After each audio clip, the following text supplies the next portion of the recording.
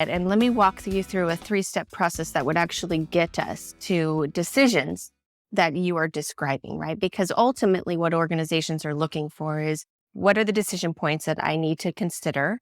How much do those cost? What investments do I need to be making, and how do I execute upon that? So to help us really become in a position to answer those questions, we need to go back to the beginning of the Foresight practice, the futurist practice. And that has to do with us really beginning with what I call scanning. It's a simple term with a lot of different components. So when we're scanning, what we're doing is we're looking for early signals of change. What I do when I work with an organization is I say, let's get clear on the unit that we're focusing on. So for instance, in manufacturing, what we would say is, what is the future of supply chain? Would be the big question that we're asking, right? So we would ask a very specific question. And then what I would do is I would build a scanning protocol that helps us look across in very different arenas around what potentially might impact this idea of the current supply chain. So we look all the way from really big trends, like things like the gig economy, to demographics, to people moving out of cities, like these big shifts in how the world is working. So these are what I call sort of the really large macro trends. So we curate those and we look at those. Then we look at smaller micro trends. So this is where we start looking at edge cases around what are some of the most nuanced and compelling ways that potentially people are doing things like supply chain. I'm not an expert in supply chain, but I do know that there's things like drop shipping that have been organized, but that's been here for a while. So then I would ask the question, okay, if drop shipping was 10 years ago, what is now?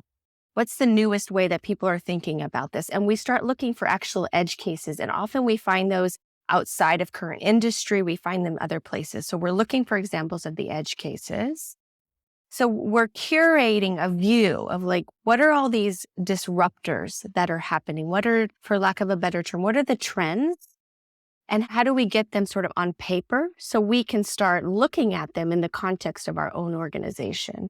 So that's the number one step, is this big scanning component. This is where we have to break free from our traditional ideas around what the best practice is. I'm not looking at best practices at all. This is not benchmarking in any way.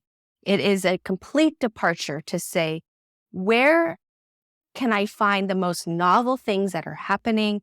And what are some of the trends that are going to impact? A big trend that we also look at, of course, is technology. So how would AI, if it advances in a certain way, what might this look like? So this is the curation process of this scanning process. I always invite clients in to do this with me because they might have different conversations. They might read different newspapers, listen to different podcasts. So we're in a collaboration together to do this scanning process. Then the second component, we start to synthesize that and make sense of it. What could this mean? This is where we're starting to look for pattern recognition. This is the really fun part because our brains are so built to pattern. So then we start saying, oh, if AI advances this way, this might mean this, and this might mean this. So we start doing a sense-making process. The other way you can think about it is we look at consequences. What might happen if this actually advances in this way? What might that mean to our organization? So we start building out a consequences map to understand potential outcomes and outputs. And then we look at different horizons. When might this hit? Is this early? Is this coming in the next 2 years? Then that's urgent and we need to do something about it now. Is it in the 10-year mark? Okay, then we just need to be paying attention. So then in the last part, that's when we move to strategize. And we say, okay, now that we have this map, an understanding of how the future is unfolding, what might we want to do about it?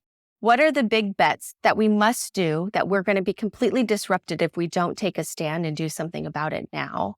And what are the long-term maybe experiments we want to run and just test that don't have a lot of investment behind it, but can get us ahead of the game?